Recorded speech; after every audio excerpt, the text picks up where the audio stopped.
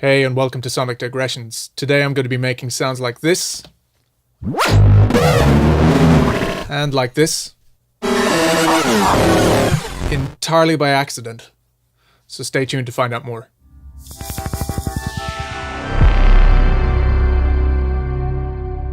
You often hear creative types talk about happy accidents.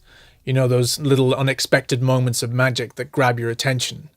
You only need to look to gated reverb on drums as an example of a happy accident that defined the sound of an entire decade.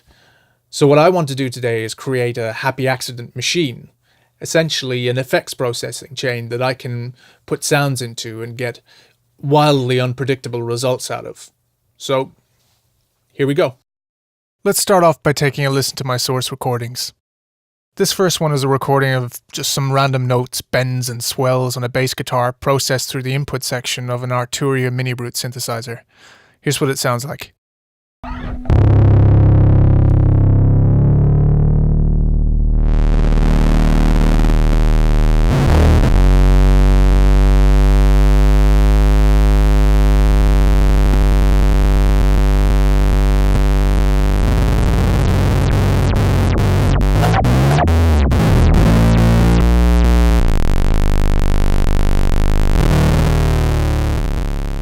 You'll notice that this is quite a big, saturated sound, and the reason for this is that I wanted to have a lot of rich frequency content for my effects processing chain to play with, in the hopes that the end result would also sound big and impactful. I've chopped this recording into small segments because my processing is going to use time-based effects, and I want to leave some room for the tails to ring out. I've also recorded some wild track of me playing around with the oscillators, filter and LFO on the Mini Brute. There was no real aim here, I just wanted to create a varied palette of sounds to work with. Let's take a quick listen to what that sounds like.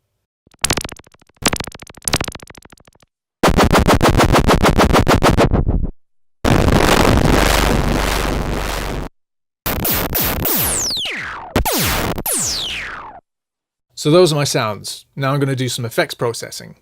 Now there's two things that I want to achieve here. The first is that I want my effects processing to be dynamic and always in flux.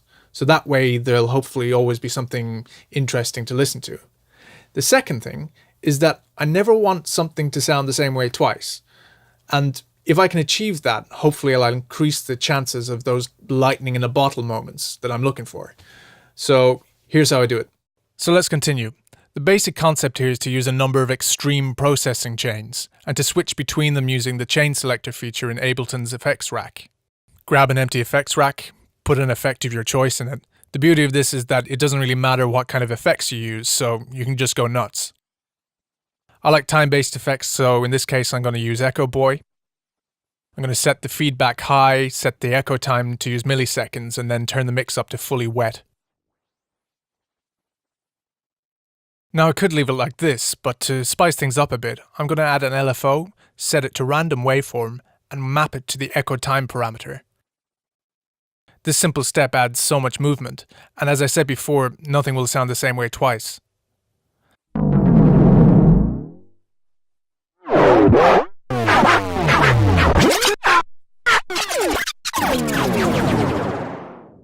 Now all you need to do is repeat this step and create a number of different processing chains within the effects rack. You'll notice that I've distributed the ranges equally, and I've mapped the chain selector to a macro so that I can easily control what chain is active. Now all there's left to do is set up a resampling track and record the output.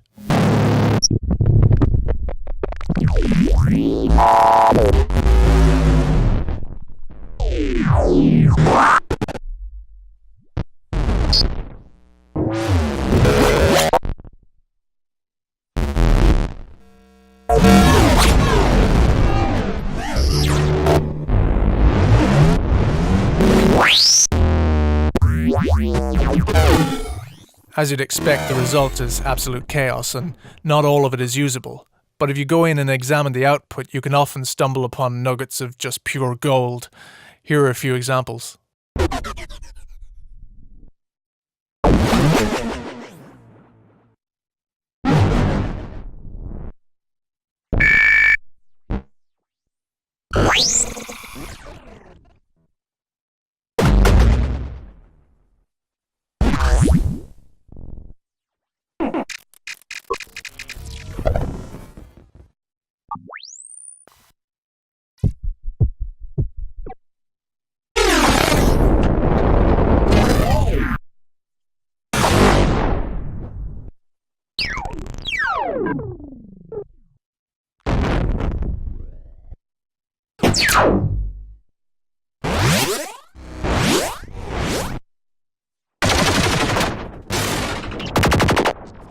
And you get the idea. The point is, this is a quick and dirty way of creating a rich and varied set of sounds that you can dip in and out of for various different types of sound design projects.